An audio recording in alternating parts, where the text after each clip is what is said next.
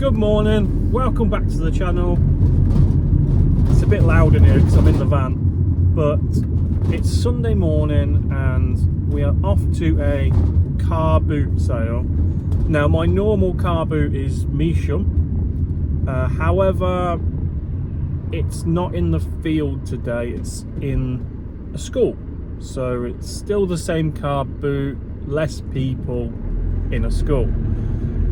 And I'll be honest with you, they do that over the winter, so it's mostly all year round. However, I find that a lot of traders go inside and you don't get the same deals as you normally would in the summer. Obvious point to make there. Now, I'm not expecting much from this car boot at this time of year.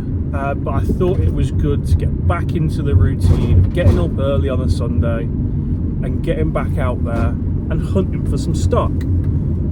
I don't know if I'm going to be able to record very much in there.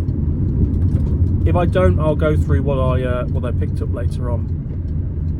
Let's get at it and let's see what we can find this Sunday morning to resell on eBay, or at the minute to list on eBay for it to do nothing because my sales are non-existent. Anyway, let's get to it.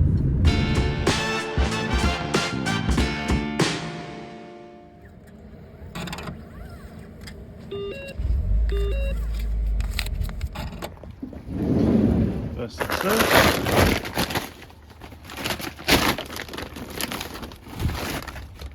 We need one of these.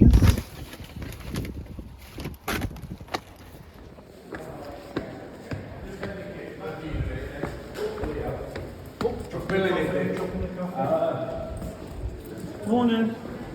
Morning, mate. How are you? Good, thank you. How much is it? Hang on. Just a pound, mate, please. There you go. Thank you very much.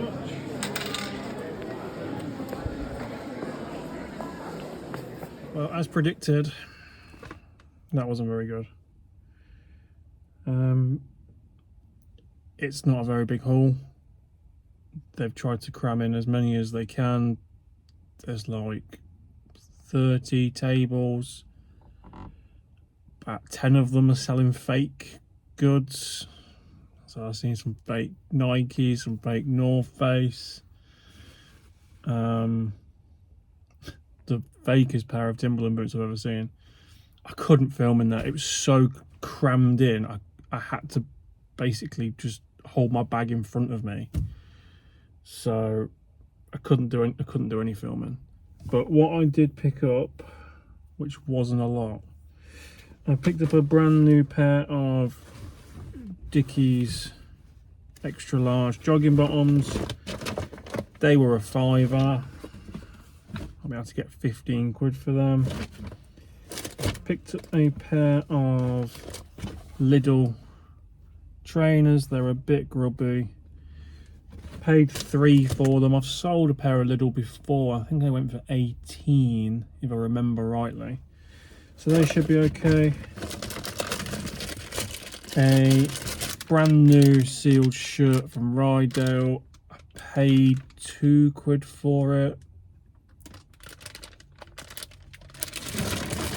I'd hope to get 12 quid back from it, I'd have thought. And then the bulk of my money went on a load of tester perfumes.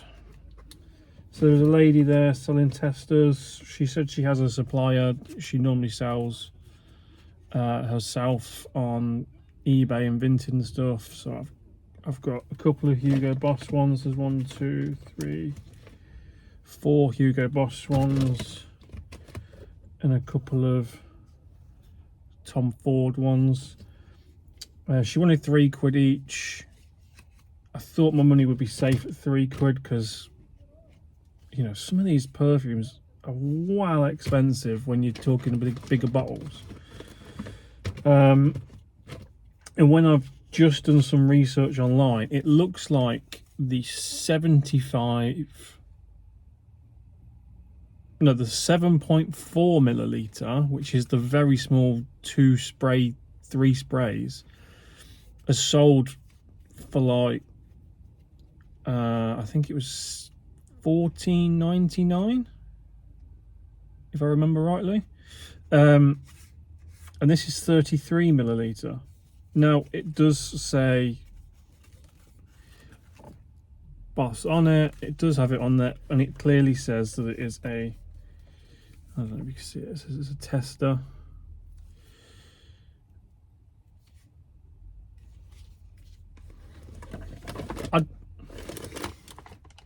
I've just lost the box to that one.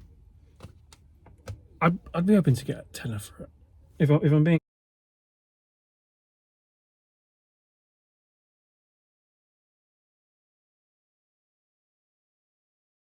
completely honest, if it looks like they've got a good sell-through rate as well. So I just typed in the perfume, and there was 74 listed and 60 odd sold. So it definitely has a good sell-through rate. I think I'm going to market it as a holiday, so something you take away on holiday, mini holiday perfume is what I think I'm going to market it at. But really, it wasn't a very good use of my time waking up this morning to come to this car boot. In the summer, it's amazing. I can walk away with 5 or 6 IKEA bags full of stuff. But in the winter, it is really slim pickings. And like I said, I mean, it's really annoying that there's clearly people there that are not hiding the fact that they're selling fakes. The North Faces were horrendous. But anyway, I mean, I don't even know if these are real yet. I haven't done any enough research into them to say that these are real, so I might have just picked up some fake perfume for all I know. Not a good morning. I don't even know if this video's going out. What's the point? I suppose the point is that reselling is not easy, and anybody that says that it is easy is just pulling the wool over your eyes. I mean, I've seen so many adverts recently for people saying, I quit my job and I earn 6 figures reselling on Vinted. I sell 13 grand a week on Vinted by selling 5 items. It's rubbish. It doesn't work that way.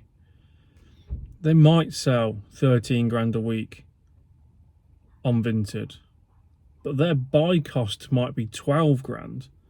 So they're not profiting any money from it.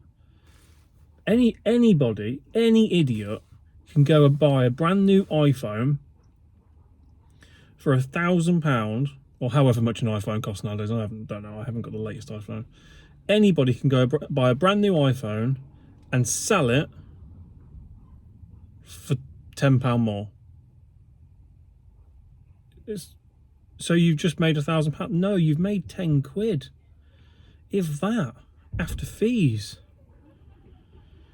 So it just winds me up that when people say, oh, reselling is really easy, you can do it really easily as a side hustle. It is a grind as a side hustle. You've got your normal 9 to 5, you've got your normal home family life, and then you choose to do on the weekends, instead of like putting your feet up watching the football, instead of going out with friends. Last night, on a Saturday night, I was ironing some trousers and some jeans ready for listing this morning. On a Saturday night. Now I've got friends go out drinking and whatever, and family saying come over. I've not got time. I need to get these items prepped so that it's ready for me in the morning. Reselling is not easy. And it gets you really down when sales aren't coming. You put a lot of effort into reselling, and you sometimes you only make like £5 in a day.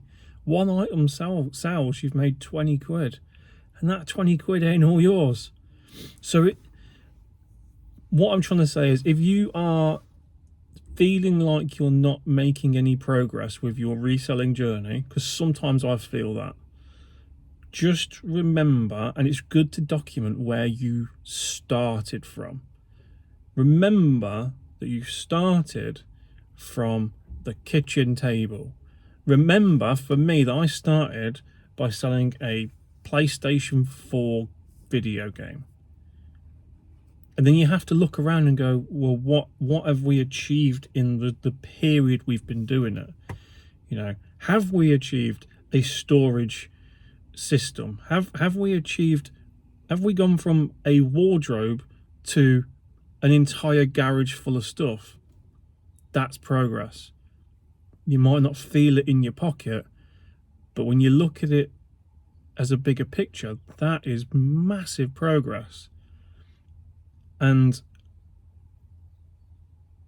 I think you need to be careful, and I need to be careful, of who I listen to and who I watch on YouTube. Not all YouTubers are completely transparent with what they are doing. I mean, you've only got to look at Simon from The Gentleman Marketeer. He's a 6-figure reseller, and he did a video where he broke down his numbers, and he is completely transparent about what he picks up, what his day entails, and how much money he actually made last year. And it's a lot less than you'd think it was. So when you see these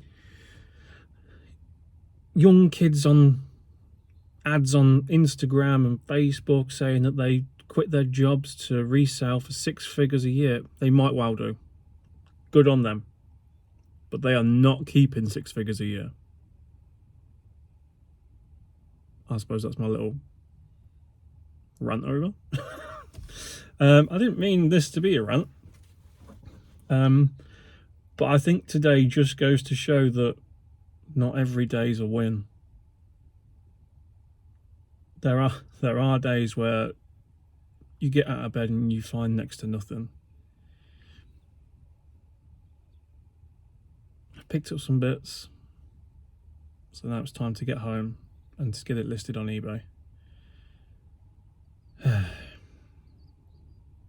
So what I'm going to do is I'm going to drown my sorrows with a McDonald's breakfast, I think. That sounds like a plan.